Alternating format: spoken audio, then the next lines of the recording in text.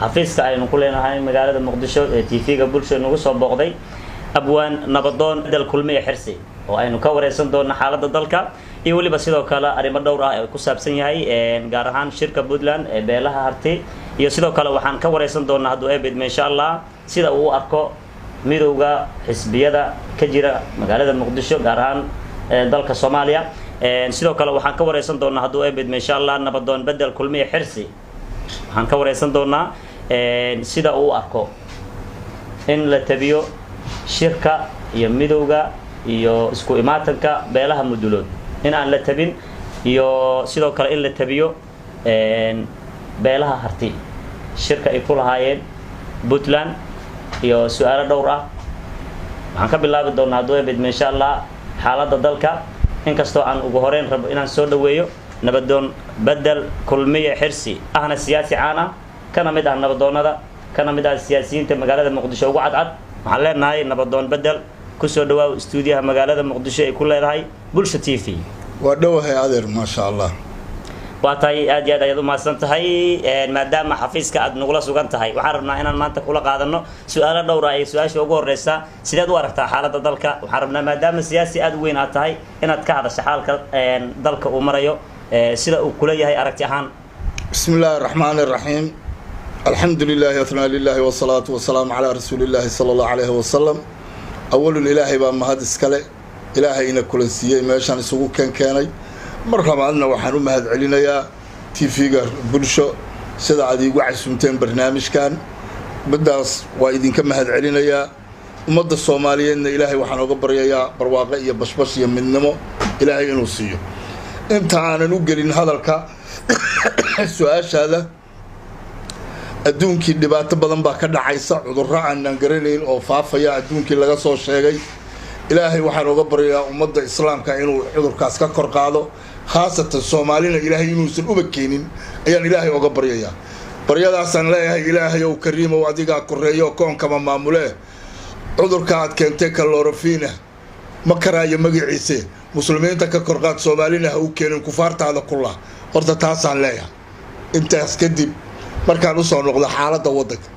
horta waddankeenu wax badan buu soo maray dhibaato 30 sano dal soo dagaalamayay oo dagaalo sokeeyo halakeeyeen oo qoys la isu dilay oo la isnaxay oo la baabay buu ahaa maalinba maalinta ka dambaysa dawladihii yaryaraay oo aynu soo marnay ama ku meel gaar ah ahaadeen ama kuwa ku meel gaarka ka baxay ahaadeen qolaba meel bay soo gaarsiinaysay siyaasadda waddanka qolaba waxbay ku soo dareysay qolaba waxbay qabanaysay ilaa maanta wuxuu marayaa meel aad iyo aad u fiican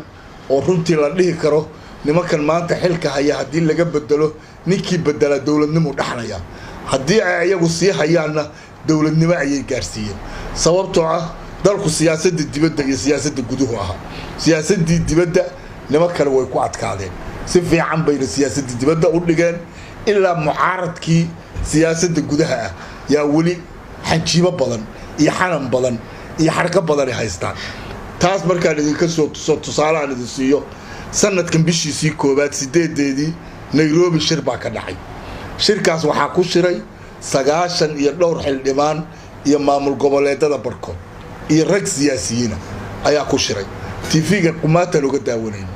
ragga ka hadlay shirkaas waxaa ka mid ahaa maamul goboleedka Puntland madaxweynihiisa iyo maamul goboleedka Jubaland madaxweynihiisa waxay soo jeediyeen dalkii Soomaaliya maanta inuu badbaado u baahan yahay lagana badbaadin karo dalka Kenya balaad halka u fiirso in dalka Kenya laga badbaadin karo ayadoo uu fadhiyo gudoomiyaha baarlamaanka Kenya oo magaciisa aadan barado xaalad la yiraahdo iyo xildhibaanada Kenya ay fadhiyaan ayay arintaas soo jeediyeen cidda laga badbaadinayo iyo cidda loo badbaadinayo marka waayo aan isweydiino taas su'aal mudan si fiican marka waxa weeye yaa laga badbaadinayaa waxa laga badbaadinayaa xukuumadda maanta talinaysa si fiican horta dalku saas weeye marka siyaasadii gudaha ya xargaheedii maanta aad iyo aad u liitaan oo xirxirmayaan waa insha Allah ayagana waa laga baxayaa waa laga guuleysan doonaa balkee waxaan ognahay siyaasiyiin Soomaaliyeed oo hadda raggan xisbiyada ku biiray barkood ka mid yihiin inay Kenya u soo jeediyeen haddii aanu xilka qabanno 40 sano kadib بعد 20 سنة كدب oo dawladan aan bedelo waxaan idinku wareejinaynaa baddi aad nagu haysateen idinkuna nagala shaqeeya nimankana nasayna u soo noqon annaguna aan xilka u qaban waa xal la og yahay taasina waa xaqiiq marka adeer dalka horta waxaasaa ka jira marka taas lafteeda abwaannimada aad ugu tilmaantay balaan iska yar baadhe tix yaroo gabay ahaan ka tiri waa tahay soo dhawow waxaan idhi imaaraadkan koreetiya kenya kol dhoweyd wada showray kuwa eebakadeeday oo kurtumo soomaaliyana kobtaanay ka kaxaysteen nairobia lagu koodo kiish lacagaa la siiyo kumaan baa loogu qaybsay kelmad bay ka saxiixeen talow kelmaddaasi waa maxay waxay yidhaahdeen khayriya farmaajo qarankii waa kubciyeeno kor bay hawsha u qaadeen waa inaad kala tuurtaan kenyana badda siisaan soomaalina haysu keenina diimba kayntii ha ku qooqo kismaayo iyo awdal kaalmaha u dhaxeeyana anigaa idinka kiraysan kunturaad baan idin siina kistiinaa iska qaata war maxaa idinka deeday kelmaddaa way aqbaleen markii kaa la ogaadana khayre iyo farmaajo korun bayuu istaagay kariimkoodii abuuriya ilaah bay kaashadeen oo koonkii bay ku wareegeen oo kiiskii ay qoraanba kufeer baa la dhaha kurtumadii soomaaliya dowladda kufinayo kufaartii ka adkaadeen makrigii kala tuuray kurkii bay ka jareen magarad raggan way nakabeenoo hawsha way kamileeno qaranka way kubciyeene soomaaliya kulligiin kol labaad ha la doortaan leeya anugu horta waa tahay aadaad u mahadsan tahay su-aasha labaad ee arabna inaan ku weydiino maadaama maanta tv-ga aad nagu martiqaadan tahay su-aalaha waa su-aalo fara badan shacabka soomaaliyeedna weydiinayaan maadaama warbaahintii dalka aan ka mid nahay su-aasha labaad ee shacabkana weydiiyeen aan rabno inaan maadaama siyaasiyiintii nabadoonadii abwaanadii aad ka mid tahay aan rabno inaan kula qayb qaadano ama maanta aan kula qaadaa dhigno waxaa ka mid a su-aasha labaad ee aan rabno inaan ku weydiino shirkii beelaha mudulood waxaan rajaynaynay markuu dhacayay waan wada joognay magaalada lama baahin shirkii beelaha harti Puntland dhinacaasna waa la baahiyay sababtu maxay tahay su'aalaha nala weydiiyay waxaa kamid ah shacabka Soomaaliyeedna inay weydiiyaan had iyo jeer maadaama aan warbaahintii nahay su'aalahaas ayaa kamid ah marka waxaan rabnaa maadaama aad siyaasi tahay nabadoon tahay abwaan tahay aad maanta xafiiska TV-ga nagula sugan tahay xaruntii Muqdisho waxaan rabnaa inaad balno cadeyso su'aashaas jawaabteedana bal waa kaga fadhinaa bismillaahir rahmaanir rahiim adeer way fiican tahay waa su'aal aad iyo aad u wanaagsan hase ahaatee Soomaalidu waxay ku maamaadaan gaal dil gartiisa sasiin si fiican horta shirka Puntland ka dhacaya iyo maamul goboleedaduba horta kulligood waa wada qabiil laga soo bilaabo Hargeysa iyo ilaa Kismaayo anigu horey baan u sheegay waa wada qabiil hase ahaatee qabiil mid shaar huwan iyo mid aan shaar huwaneyn baa jira Puntland marka waa maamul goboleed ka tirsan gobolada dawladda hoos yimaada dawlad goboleedada dawladda hoos yimaada magac dawladeed bay huwanta magac maamul goboleed bay huwanta laakiin magac harti iyo magac majeerteen iyo magac qabiil midna ma huwana markay magac maamul goboleed huwan tahay qaranka TV-giisa qayb bay leedahay qarankuna qayb buu leeyahay taladeeda la leeyahay oo laga dhageysanaya taladay soo jeedtaa la qaadanaya waxba la weydiinaya waxba laga dhageysanaya laakiin beesha mudulood ma lahan maamul goboleed mudulood oo qaranka Soomaaliya ka tirsan oo la yiraahdo maamul goboleedka mudulood ma jiro markii la yiraahdo maamul goboleed ma la yiraahdo mudulood qabiil buu noqonayaa laakiin markii la yiraahdo Puntland waa maamul goboleed si fiican horta sababta uu TV-ga qaranku u sii deyneen waa taa dawladuna inuu taageereen waa taa laakiin hadduu jiri lahaa maamul goboleedka Banaadir uu jiri lahaa si fiican wuu socon lahaa magacooda TV-goodana waa socon lahay qowlkoodana waa la dhageysan lahaa TV-ga qaranka waa laga sii deyn lahaa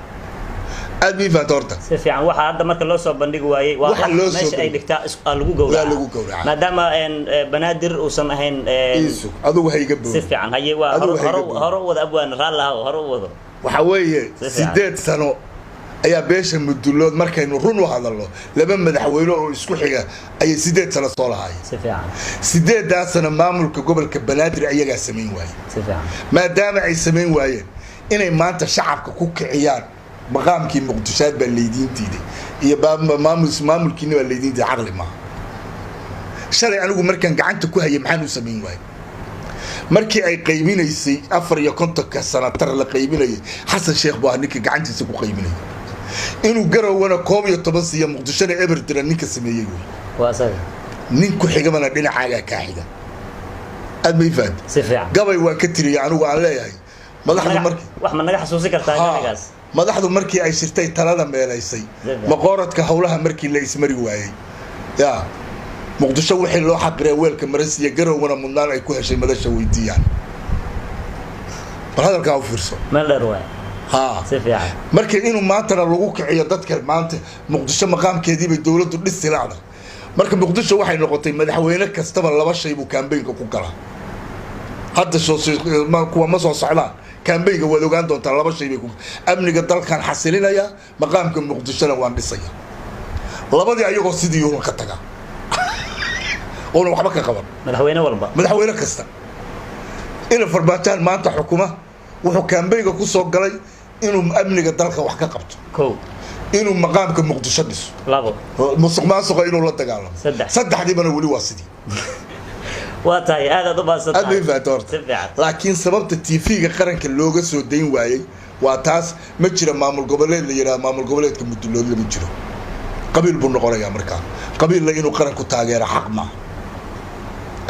سفيان هذا نفهم لكن هدي ما أنت كشري رايين هيرشابيل مامور قبلات كهيرشابيل مامور قبلات كقلمدو سلاسة لوسو دينه يا سفيان لقينا دقيقة سنة واحد سوى كذي مركز هال شري والباشلة كان يسقو قشال لقول إسنكتال لقول قراي أنا قاعد إسنكني تاس هاو كتلا قلين حتى نمثليان وقرتي aad u mahadsantahay su'aasha noogu dambeysay barnaamijka maadaama maanta aad xafiiska marti noogu tahay su'aasha ugu dambeysay rabna inaan ku weydiino waxa kamid ah waxaad ogtahay in xisbiye fara badan gobolka Banaadir aad ka maqli jirtay magacyadooda waxaan maqalnay inay isku yimaadeen ay kulmeen loo sameeyay xisbiyadii oo dhan la kulmiyay hal gudoomiye loo sameeyay Sheekh Shariif Sheekh Ahmed madaxweynihii hore ee dalka Soomaaliya laga dhigay sideed u aragtaa inay midoobaan iyo in asaga loo laga dhigo gudoomiyihii xisbiyada sideed u aragtaa ma nin hawshaas ka soo bixi karaa mase waxaad is leedahay xoogaa culeys baa ka hakan oo meesha ka jira horta ilaahay baa mahad iska leh Soomaali inay midowdo labadeennana Allah ka dhigay intii meel isku joogto horta ilaahay baan ku mahadinaynaa in asxaab la sameeyo asxaabtu midowdo oo xisbi midaysan oo lagu tartamo oo dalka guul u soo jeediyo doorasho gaarsiiyana waa u baahan waana waxaan doonayay kullayna dawladdan hadda talinaysa ayadana maaragtay meel baa u soo uga go'anto kulli xisbi un baa ayana ku dhawaaqan doontaa oo sidaas ku tagi mayso aad iyo aad baan u soo dhaweynayaa asxaabtaas midnimadooda iyo shariifka ay doorteen iyo qiimaha iyo tawajudka ay sameeyeen aad baan u soo dhaweynayaa ilaahayna waxaan ka rajaynayaa kuwa khayr leh inuu ilaahay noo dhiibo ma garad mid khayr qaba in ilaahay noo dhiibo taasana aad ka taageersanahay shariifkana aad baan u taageersanahay shariifku waa nin culimo waa nin caaqila وأن عزله وأن شرف له كرامة له مركي أنا ولا دورنا حتى الدولة اللي دورنا رجع تاجر سلام على بفهم لكن نك الرجع بالي حبر نحبر الشهر مسيجي ويده نقول بعيب ولا من عدم بيننا عدون عيب كسلين متشلو بفهم هسا تمات وحلنا كون يا سجى يكون كلامه متخير قبل له نوجودي بدلك أنا الدولة بدشربنا oo system bedela rabnaa oo in burburku sii socdo mar rabno oo waxaan rabnaa in dalka nin walba wixii maalinta uu hayo uu xil iska saaro oo wax ku taro oo meel muuqata uu kaga tago ayaa la doonayaa marka shariifku meel buu kaga tagay wuxuu suuro galiyay in xamar doorasho lagu qabto ay suuro galiyay xasan sheekhna meel buu kaga tagay wuxuu suuro galiyay in gobolada lagu soo qabto doorashada bafaan kuwana meeshii meel ka fiican baan ka filaynaa inay gaarsiiyaan ayagu bafaan taadeer marka ilaahay midnimada Soomaaliyana Allah keenaa leen haduu eebid insha Allah waa tahay aad u maasantahay kaasi wuxuu ahaa nabadoon بدل كلمية حرسي كنا مده نبضوننا وعد عد مقالة المقدشة